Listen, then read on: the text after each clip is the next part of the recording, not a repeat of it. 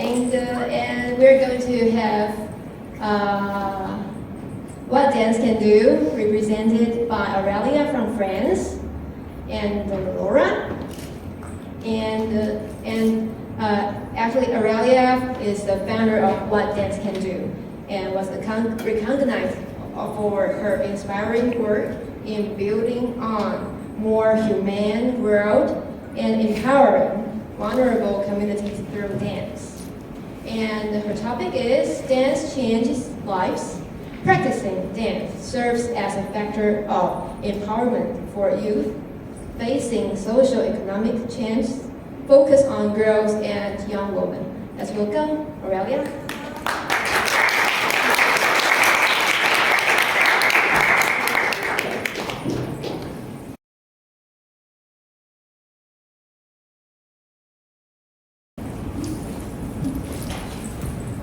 Thank you, Anne. Thank you, Weruche, for having me today. So my name is Aurélia Sellier. I am the founder and president of a non-profit organization called What Dance Can Do. We are registered in 3 countries. We are registered in France, in New Zealand, and in Switzerland. We have been active since our creation in 2018 in 9 countries. And what do?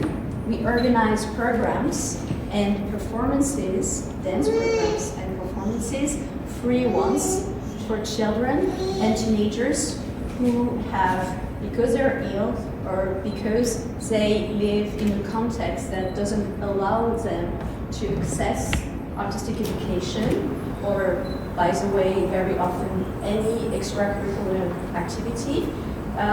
Well, we organize these programs for them. We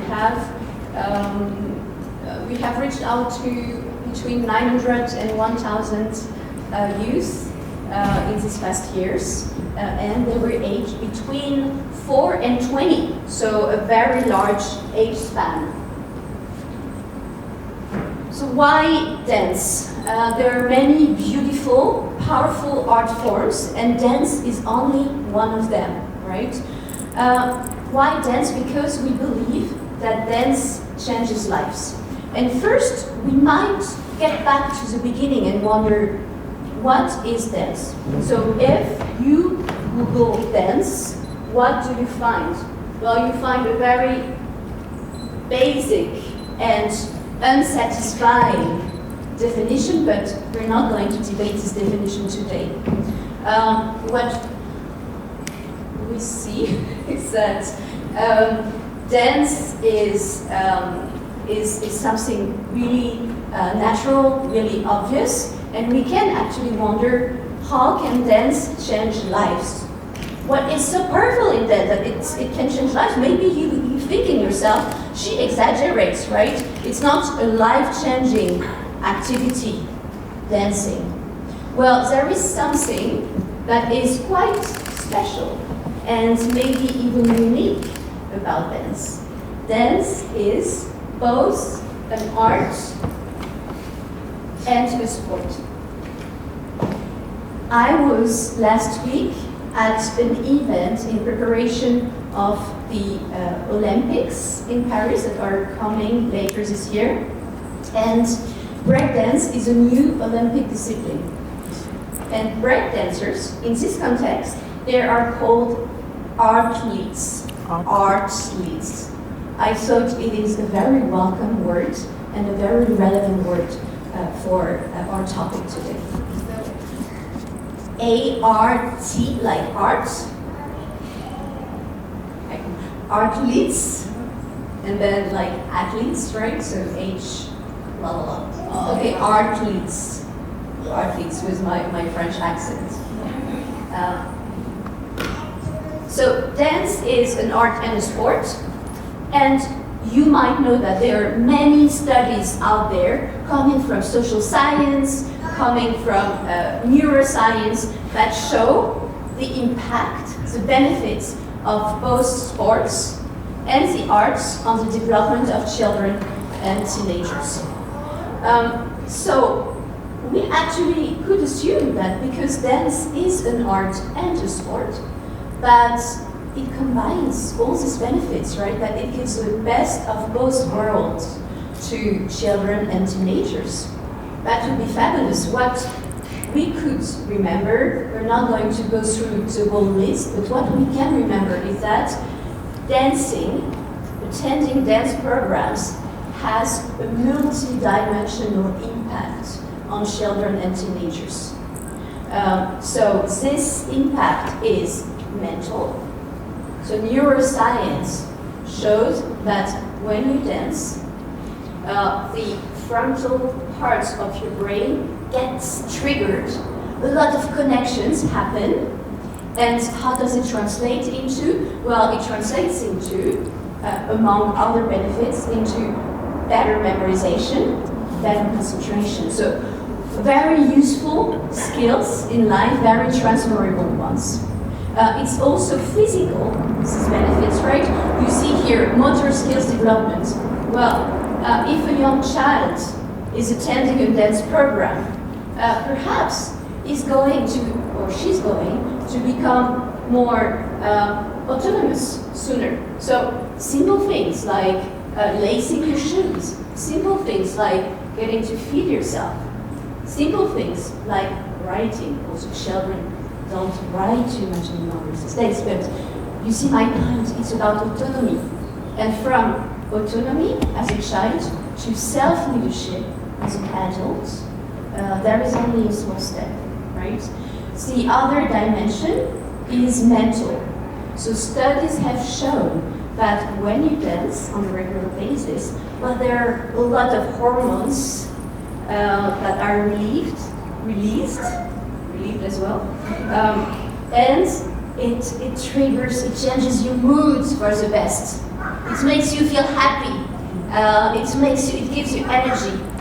And recent studies made both in the UK and in Australia earlier this year have shown that patients suffering depression, both teenagers and adults who dance on a regular basis, well, their condition does improve, right? So there is science there. It's something quite serious. It's just an overview between sport and art, all the different benefits. What we want to remember is that dancing is a superpower, that it changes lives because it combines the assets of both sports and art. As Shakespeare would write, there is a rub. There is only a minority of children in the world who can access dance programs, right? And this is why it is very important to plead for dance, to do more of the studies that prove the benefits. Once again, these multi-dimensional benefits of dance. And these studies should be taken seriously.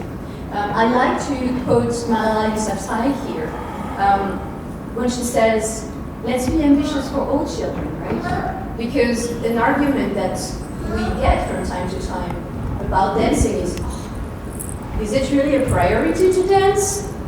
Come on, right? When you ask these people, what do your children do, right? Well, their children, I'm speaking about decision makers, their children have ballet on Monday, they play the piano on Wednesday, and on Fridays they have IQ, right? So it's for everyone. It should be like that for everyone, not only for a select few. So this argument, I believe, is not valid. We should be ambitious for all children. Once again, there are very serious studies that were published. This one, I like to quote it because it really says that, so it's an international study from different universities in the world, Hong Kong, I think Sweden and Romania as well, and they really say, these researchers, that dance should be taken seriously, that policymakers should decide in favor of funding for dance programs. At what dance can do? What did we observe in the groups of children and teenagers that take part to our programs? Well, we observed this improvement of concentration, not only in the dance studio, but also in the classroom, right? Because of course we work together with teachers. We also observe that participants, well, with the time, because we offer dance programs over the whole school year at a frequency of once a week, one session a week, we observe that over the time, children get to, well, get along better, communicate better with each other, right? They have an increased confidence. It manifests itself in different ways. They participate more in class, for instance. It's a good one, actually, participation. And they learn faster. So we worked with young migrants in France who don't know how to speak French when they arrive. And teachers actually saw that the children who are taking part in the programs, they learn French faster. We have a few testimonies of children and teachers and artists working with us. It's in the UK, in London.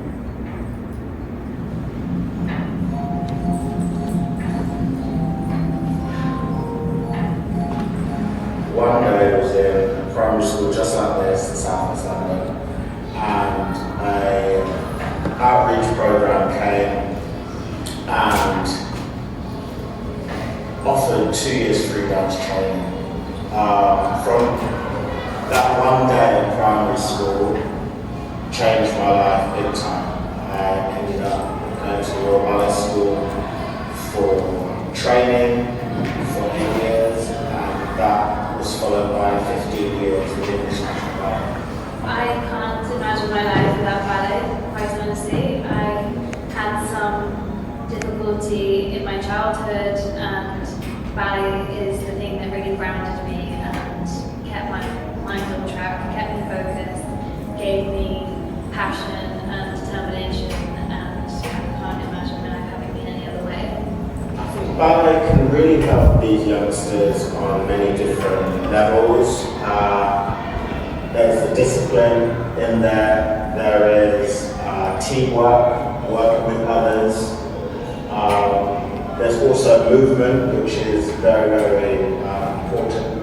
I feel, especially in this day and age, PE lessons and creative arts are sort of not as much as they used to be, and they are a key part to children's development.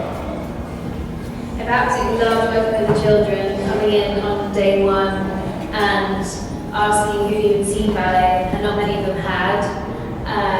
Literally talking them through the very concept of ballet, doing the very sort of basic positions with them, and I really couldn't be prouder of watching them today, seeing them being able to do quite advanced steps already, and also just having the confidence of performing, and just I can see that they just really enjoyed themselves today. And I think so many of them said to me today that they want to keep doing it, which makes me very, very happy.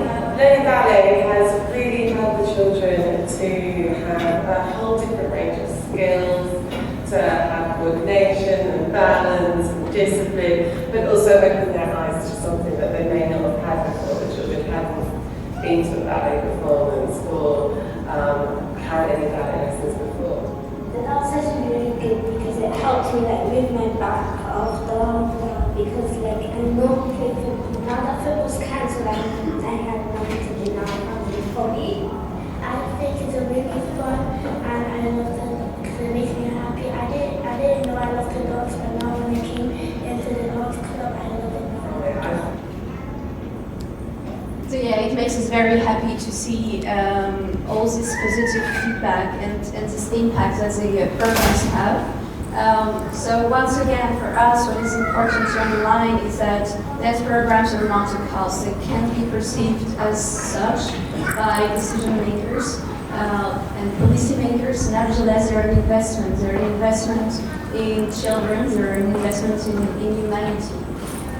We are only working together with professional dancers and choreographers because we believe that all children deserve the best. And today we have one of them with us. So this is Laura. Laura Lzquierdo is coming from Spain. She is originally from Madrid, where she trained herself both in ballet and in Spanish dance. Now she lives in New York, and she trained together with the famous LA American Dance Company, and she performed for them. And since then, she's freelancing. Since she graduated, she is freelancing and teaching and choreographing, and we have the pleasure to have her today with us. Nora.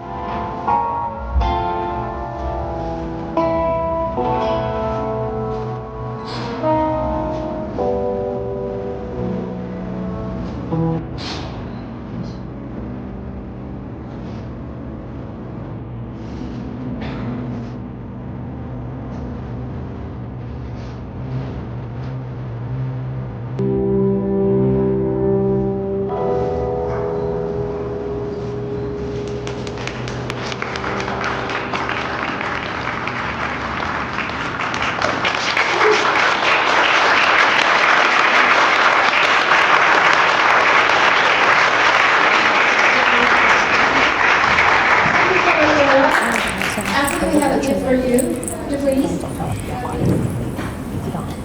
And your event, this is from Lzquierdo and from England, and this is from Weruche, from Nicholas and Alfred,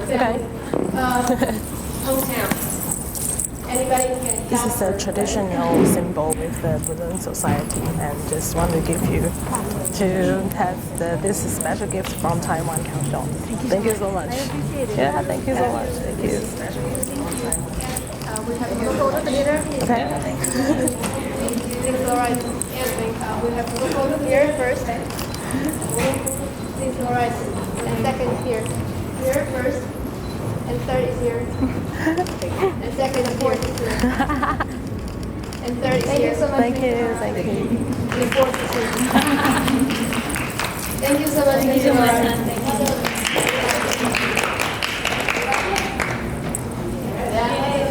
Again. You like it? Yeah. Begin again.